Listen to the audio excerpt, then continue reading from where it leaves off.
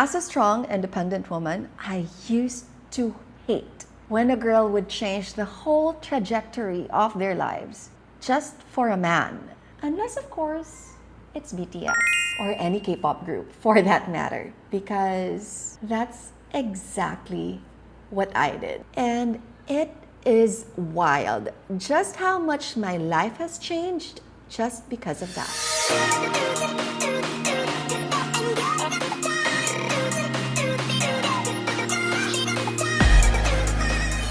Hi, I'm Pia Banalos Mercado and I love K-pop.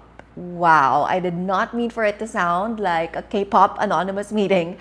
Rather, I would like for this to be a safe space to fangirl at any age. This is a space where we can tell each other how K-pop, or maybe even just Hallyu in general, changed our lives for the better, because it really did for me personally.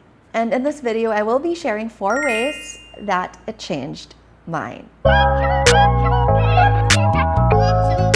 spent more than a decade building a reputation as a serious and elegant, intelligent professional. Wow. And that's why it makes it extremely awkward for me to admit that my mental stability is now reliant on 7, 13, 6, and 8 K-pop men.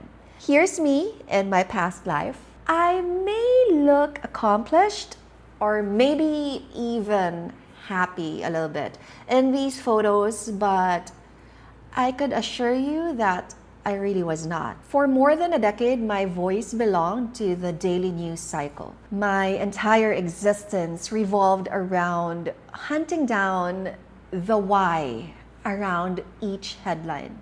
That is exactly how I forgot my why. And just like the strong, independent woman that I am, who likes to contribute to society, I had the best idea: finding my why in the corporate world. So we all know that every I became a corporate slave story has a happy ending. Sarcasm. Spoiler alert, mine actually did. I was working in one of the top companies in the country and it was a dream. But of course, the demands were really, really high. So one night, as I was trying to beat yet another deadline, BTS entered the chat. Answer Love Myself started playing in the background just as I was in the middle of another all-nighter, which was like the norm in this job that I had. And then I just heard Jimin singing over and over, "You've shown me I have reasons I should love myself." And I started crying. I started typing out my resignation letter and I turned in my 2-week notice the very next day. It was tough, and yet it sparked something within me. It felt like it did a hard factory reset on my soul. So I rebuilt. Just like everybody did during the pandemic, I started a podcast. I did it with 2 of my closest friends of over 20 years. We started One to Sarang. This is a space where anybody and everybody can obsess over their bias without getting side-eyed. Of course, we also had a lot of K-pop and K-drama deep dives aside from the fangirling.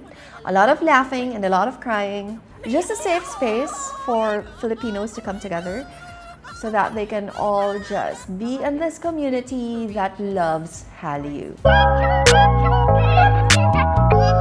And now it's time to bust a myth. Being a K-pop fan is not just about screaming when you see the forehead of your bias, although totally includes that. I realized all these years of fangirling that being in a fandom actually has a terrifyingly organized power. And this was just in full play during the 2022 Philippine elections. It was the first time in my professional life that I am not covering the elections and I could actually be on the ground and campaign for what I believe in. And that led me to this organization formed by K-pop fans who were all fighting, campaigning, believing in good governance. It does not matter what fandom you're part of. Every imaginable fandom was there, coming together, backing a candidate that we really believed could lead the country. We are a community of K-pop stans that have a purpose. It was such a beautiful time to be in, and to this very day, our group still comes together to voice out our opinions, especially in trying times in the country, especially when it matters the most, so that everybody would still be well informed and know just what good governance is actually about. And so I felt that there are a lot of things that the idols I love so much. There are a lot of things that they are saying that just get lost in translation. So I just had this deep urge to finally learn the language. So yes, I am currently grinding at the King Sejong Institute in Quezon City, and one of the activities we had was to make a speech about why we are learning Korean. And here's what I said. 한국어를 왜 배워요? 사랑 때문에 한국어를 배워요. 제 오빠는 가수하고 배워예요. 오빠가 몇 명이에요? 한 명? 아니요. 두 명? 아니요. 100명? 맞아요. 권성용하고 추이성철하고 김리한하고 리상원하고 조인성하고 춤 끝이 없어요. 어렵다 하지만 행복해요. 감사합니다. And now, here I am. I am lucky enough to be one of the K-influencers appointed by the Korean Ministry of Culture, Sports and Tourism this 2026. So yes, I do love gushing about my idols.